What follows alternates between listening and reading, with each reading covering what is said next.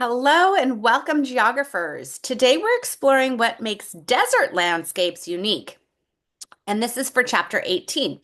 While many terrain forming processes are similar to humid regions, deserts have a special condition or special conditions that create their distinctive appearance. So let's dive on in to desert landscapes. Okay, so let's examine the key factors that make deserts different. The first one is mechanical weathering dominance. And there we go. So in deserts, rocks break down primarily through mechanical weathering. The cycles of heating and cooling that crack rocks apart, okay? Now, unlike humid areas where chemical weathering dissolves minerals, desert weathering produces angular rock fragments. And you can see this in places like Joshua Tree National Park, where the boulders appear sharply fractured rather than rounded.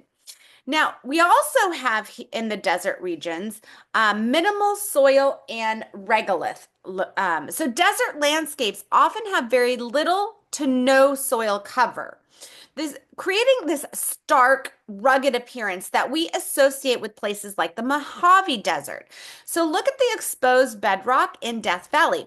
Without soil to smooth the terrain, the underlying geology is dramatically visible. Also, in desert regions, we have a limited soil creep. Without much soil or water, the gradual downslope movement of soil creep is minimal. And this contributes to the angular steep slopes common in desert landscapes, like those you might see in Arizona's Painted Desert. So we also have impermeable surfaces and what we call cap rocks. And these are resistant rock layers. And we also have hard pans, which are cemented soil layers. This prevents water from infiltrating below the surface. In the Sonoran Desert, for example, these hard pans force water to run off quickly during rainstorms rather than soaking into the ground. We also have sand dynamics. Sand inhibits stream flow, but is easily moved by heavy rains and wind. So we see this in the dramatic ways sand dunes are mobile, constantly shifting with the prevailing winds. We also have in our arid regions intense rainfall and the effects of those intense rainfalls. So when desert rain comes, it often comes intensely. That means a lot of rain in a short amount of time.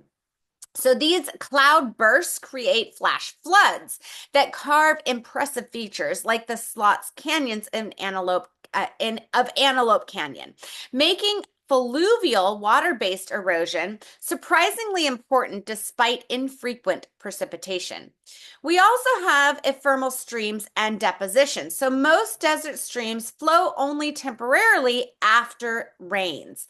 Materials are typically transported short distances, creating depositional features like alluvial fans, which we will go over at the base of mountains, alluvial fans at the base of mountains throughout the American Southwest.